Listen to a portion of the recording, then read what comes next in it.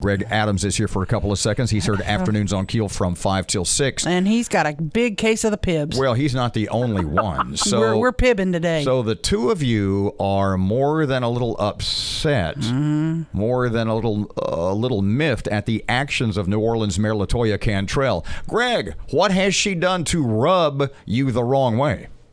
All right, look, I think Erin might be a little more upset than I am. I think from my standpoint, I'm a little more... I find this laughable.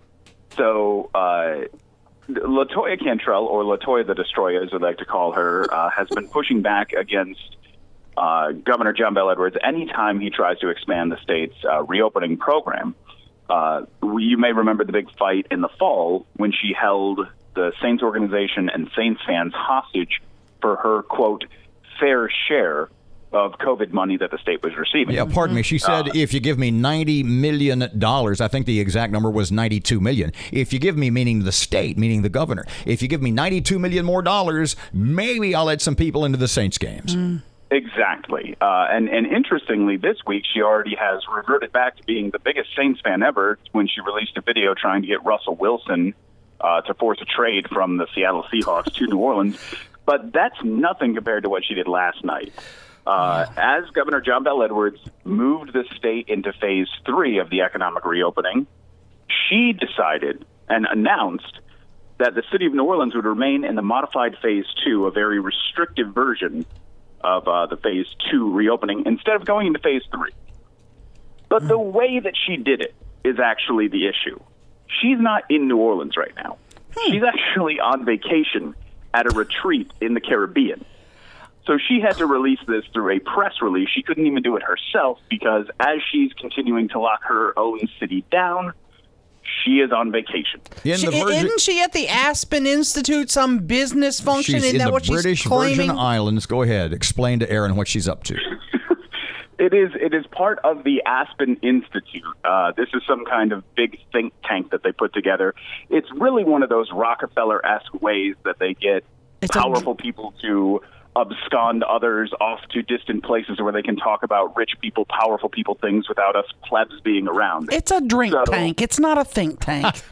Well, actually, even when you look at their schedule, I went to the Aspen Institute website. This $12,000 retreat that she's on right now, it has one seminar per day on their schedule, and then the rest of it is free time or private meals or drinks by the campfire. So that's like an 8-hour seminar in the day, right? No, I think it's an hour or two. So she's going to a 2-hour seminar each day, and the rest of the day she's vacating. She's vacationing in the Caribbean right now as she is locking down the city of New Orleans. Well, the Aspen Institute, do they do Zoom meetings at all? They don't even bother to stay in Aspen.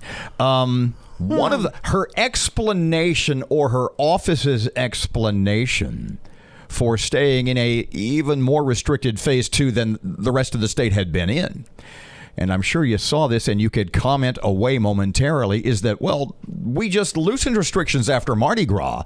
Well, wait a second. The restrictions that you loosened post Mardi Gras were even more draconian, were even more strict. And you put those in place. You put up roadblocks to keep people out of the French Quarter.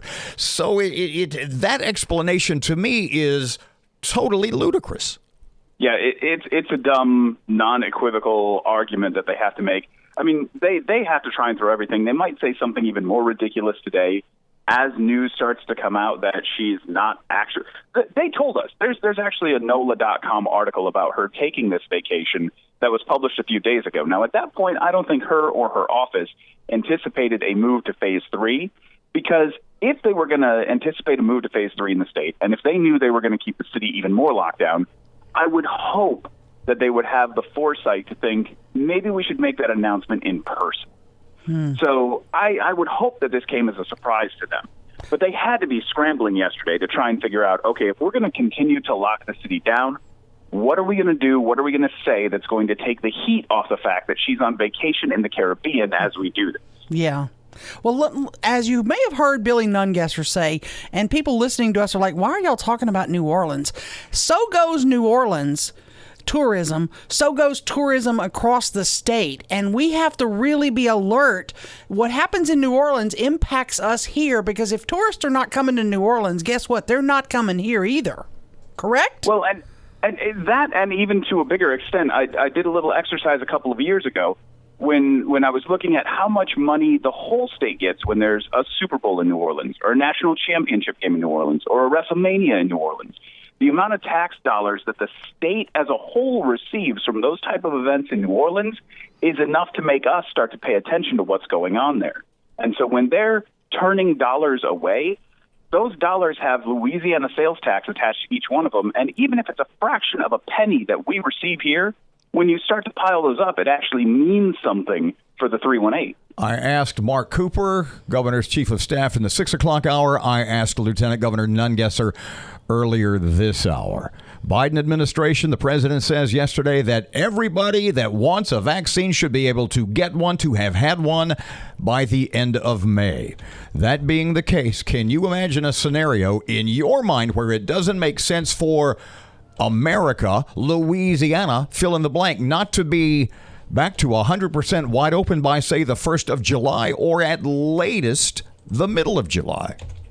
I think it's pre-July. I think it's well before July, because if we're talking about May being a point where we have 100% vaccination coverage, we don't need to achieve 100%. We need to achieve somewhere between 65 and 85%. And as I spoke with Mark Cooper myself yesterday, he pointed out that we're not even taking into account the amount of people who have recovered from COVID-19, because those people have antibodies as well.